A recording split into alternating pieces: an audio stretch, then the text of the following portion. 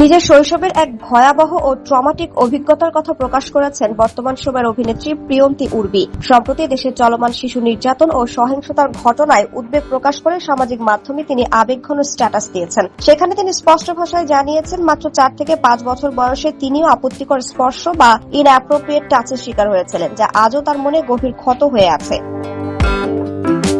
Facebook পোস্টে প্রিয়ন্তী উর্বি লিখেছেন, কিছু ঘটনা মানুষ ভুলে যায় না, শুধু চুপ করে বাঁচতে শেখে। আমিও শিখেছিলাম, তাই নিজেকে সবসময় ব্যস্ত রাখি, যেন মাথার ভেতরের শব্দগুলো একটু শান্ত হয়। উর্বিদের পোস্টে শৈশবের সেই দিনগুলোর মানসিক যন্ত্রণা ফুটিয়ে তুলে লিখেছেন, 4 থেকে 5 বছরের একটা বাচ্চার মনে এসব ঘটনা কতটা ভয় ঢুকিয়ে দেয় তা তিনি আজ অনুভব করতে পারেন।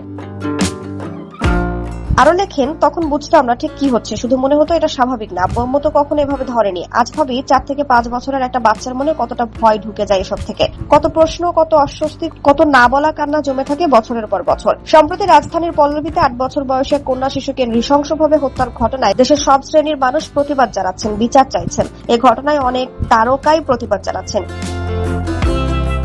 সে ঘটনা নিয়েই নিজের অভিজ্ঞতা ভাগাভাগি করেছেন এই অভিনেত্রী। তিনি জানান, যখনই কোনো শিশু নির্যাতন কিংবা ধর্ষণের খবর সামনে আসে তখন তিনি ভেতর থেকে ভেঙে পড়েন। উর্বি লিখেছেন, আমি আজও বিশ্বাস করি রেপিস্ট আর অ্যাবিউজারদের কঠিন শাস্তি হওয়া উচিত, কারণ তারা শুধু একটা মানুষকে না, একটা শিশুর নিরাপত্তা বোধ, বিশ্বাস আর শৈশবকে মেরে ফেলে। আর একটা জিনিস আমি খুব বিশ্বাস করি, মানুষের কর্মের ফল একদিন না একদিন এই পৃথিবীতেই ফিরে আসে।